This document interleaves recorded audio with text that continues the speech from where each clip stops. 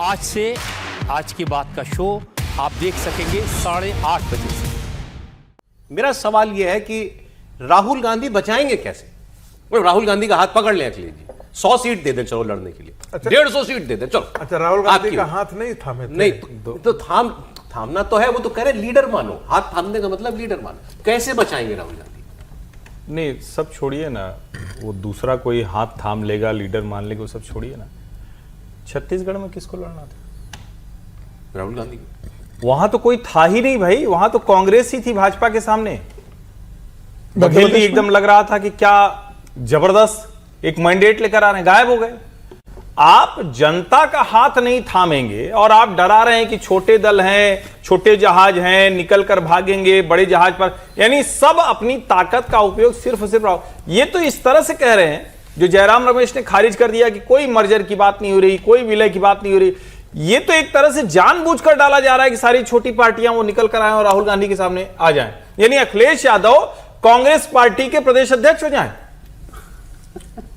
भाई इतना तो कांग्रेस ने भी नहीं सोचा। नहीं, यही तो कह रहे हैं वो तो यही कह रहे हैं कि उत्तर प्रदेश के कांग्रेस अध्यक्ष हो जाए, अजय राय को हटा के अखिलेश यादव को प्रदेश अध्यक्ष बना देंगे। उनको कहेंगे भाई तुम्हारे हिसाब से टिकट ज्यादा रहेंगे, तो अपना घर परिवार ले लेना, इसी में तुम खुश भी रहते हो। तो वाइसराय लोग ऐसे ही चलते हैं। नहीं तो ठीक है, फिर उसी दिशा में जाएंगे भी।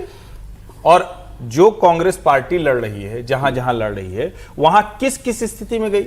छत्तीसगढ़ एक बताया, मध्य प्रदेश दूसरा ले लीजिए, राजस्थान तीसरा ले लीजिए, और तो छोड़िए ना जहां राहुल जी रहते हैं, एयरपोर्ट से उतर के जहां घर जाते हैं, दिल्ली। तो कुल मिलाकर यह है कि राहुल गांधी मतलब कहीं भी कोई फॉर्मूला नहीं दे पाए। अब यह अलग बात है कि आपत, जिसको कहते हैं ना कि आफत का समय आया, उस समय भी आप अपने सहयोगी को डरा रहे हैं कि अरे देखो वो पानी चढ़ाया है तो वो सांप निकलेगा, तुमको काट लेगा, तुम हमारी तरफ आ जाओ। इस टाइप का काम कर रहे हो। इससे राजनीति होती नहीं है। अब बड़ी इंटरेस्टिंग और बयान है, मैं आपको जल्दी जल्दी दिखाता चलता हूं। अखिलेश, जैसे अभी कांग्रेस पार्टी के वो प्रभारी ने कहा कि हम सभी सीटों पर लड़ेंगे, तैयारी कर रहे हैं अविनाश पांडे ने, तो अखिलेश यादव ने भी कहा हाँ हम सारी सीटों पर तैयारी कर रहे हैं। तो फिर रिपोर्टर ने पूछा पे ऐसे कैसे होगा, मतलब गठबंधन नहीं हो रहा? बोले तो अच्छी बात है ना, डबल तैयारी हो रही है, वो भी तैयारी कर रहे हैं, हम भी तैयारी कर रहे हैं। सुनिए। अगर कोई पार्टी 403 की तैयारी कर रही है और हम भी 403 की तैयारी कर रहे हैं, तो बताओ डबल तैयारी हो रही है कि नहीं हो रही है? नहीं, डबल तैयारी हो रही है 806 विधानसभाओं की। तो समाजवादी पार्टी और कांग्रेस पार्टी 403 पे तैयारी कर रही है, तो डबल तैयारी हो रही है। अब डबल तैयारी से भारतीय जनता पार्टी को हरा देंगे। नहीं, तंज तो अखिलेश जी बहुत अच्छा करते हैं, लेकिन 806 सीटों की तैयारी नहीं, तो आज लग रहा है जो अखिलेश जी ने गणित पढ़ाया होगा। नहीं, गणित नहीं, तंज वो कांग्रेस पर कर रहे हैं और बहुत गंदा कटाक्ष कर रहे हैं कांग्रेस पर। गंदा कटाक्ष है कांग्रेस पर। 403 पर लड़ने की तुम्हारी हैसियत नहीं है, लड़ लो।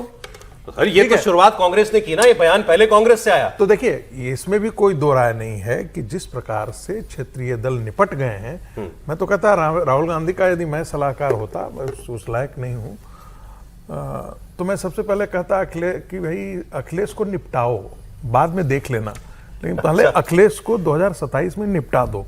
क्योंकि जब ये निपट जाएंगे तो जब ममता बनर्जी जैसी लड़ाकू महिला आकर के सोनिया गांधी से 3 बार गले मिलती हैं, 3 दिन आकर के जाकर के मिलती हैं 10 जनपथ में आकर के, और जो भी उनको कहा होगा हमें पता नहीं लगा कि उन्होंने क्या क्या कहा और क्या क्या दोनों के बीच में बात हुई, लेकिन एक बात तो तय हुआ ना कि 10 जनपथ में आकर के आपको सजदा करना पड़ा। ये बहुत इंपॉर्टेंट है। सजदा ना भी कहे तो हाँ आना पड़ा। हाँ, नहीं, 3 बार ममता बनर्जी आप कह रहे हैं कि अगर अखिलेश हार गए तो उनका भी यही अंजाम है। जब अखिलेश हार जाएंगे तो देखिएगा फिर 2029 का चुनाव होगा, अखिलेश अपनी हैसियत में रहेंगे और कांग्रेस बहुत बड़े शेयर कर लेकर के उत्तर प्रदेश।